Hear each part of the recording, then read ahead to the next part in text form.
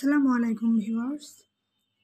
অনলাইনে আমরা কিভাবে কল্যাণ ট্রাস্টের চাঁদা পরিশোধ করব এই ভিডিওটির মাধ্যমে আমরা দেখব। আশা রাখি আপনাদের হাতে থাকা সেলফোন থেকে আপনারা এই যে গুগল ক্রোমে যাবেন, তারপরে সেখানে আপনারা এই যে অ্যাড্রেস বারে গিয়ে এই অ্যাড্রেসটি দিয়ে দিবেন।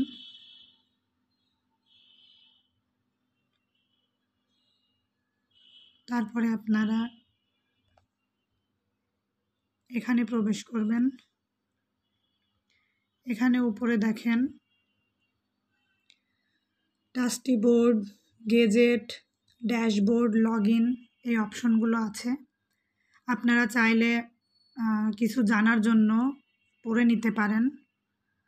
তো আমি এখন পড়ব না, আমি সরাসরি লগইনে চলে যাব। আপনারা এভাবেই খুব সহজে লগইন করে নিতে পারবেন। এই যে এখানে ইউজার নেম, পাসওয়ার্ড, এখানে আপনার ইউজার নেম দিতে হবে, IPEMIS এর ফোন নম্বরটি, আর পাসওয়ার্ডের জায়গায় দিতে হবে DPE@123। প্রথম লেটার ডি,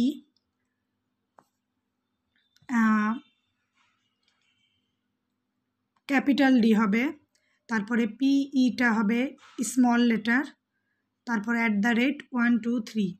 এভাবে আপনারা এই যে আমার সেভ করাই আছে যে লগইন হয়ে যাচ্ছে, দেখেন লগইন হয়ে গেছে।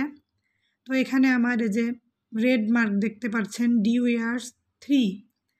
তো আমার 3 বছরের চাঁদা পরিশোধ করতে হবে 2023, 24 এবং 25-এর। আমার এই 3 বছরের চাঁদা পরিশোধ করতে হবে, আপনারাও দেখতে পারবেন লগইন করার পরে। তারপরে যে কন্ট্রিবিউশন প্রদান করুন, এখানে গিয়ে এই যে সাবমিট করে দিতে হবে। এই যে চলে এসেছে আমার পেজ, সোনালী ব্যাংক, তারপরে card, mobile banking, internet banking, যেটাতে আপনার সুবিধা হয় সেখান থেকে আপনি অনলাইনে চাঁদা পরিশোধ করতে পারেন। এই যে মোবাইল ব্যাংকিংয়ে গেলে দেখেন রকেট, যে নগদ, বিকাশ, উপায়, বিভিন্ন আমাদের হচ্ছে এই যে পরিশোধ করার জন্য দেয়া আছে। তো আপনারা আপনাদের সবারই বেশিরভাগই নগদও আছে, বিকাশও আছে, সেখান থেকে আপনারা পেমেন্ট দিতে পারেন। আবার এই যে কার্ড থেকেও আপনারা দিতে পারেন, আবার এই যে ব্যাংক অ্যাকাউন্টের মাধ্যমে, ইন্টারনেট ব্যাংকিংয়ের মাধ্যমে। তো আপনাদের ব্যাংক, কার্ড, মোবাইল ব্যাংকিং যেটা আপনাদের সুবিধা হয় আপনারা সেখান থেকে চাঁদা পরিশোধ করতে পারেন। তো আমিও ইনশাল্লাহ আর দেরি করব না, আমিও পরিশোধ করে দিব। তো আপাতত আমি এক্সিট করছি। আপনারা অবশ্যই নিজেরাই এই চাঁদা পরিশোধ করতে পারবেন এভাবে খুব সহজেই, যদি ভিডিওটি সম্পূর্ণ দেখে থাকেন।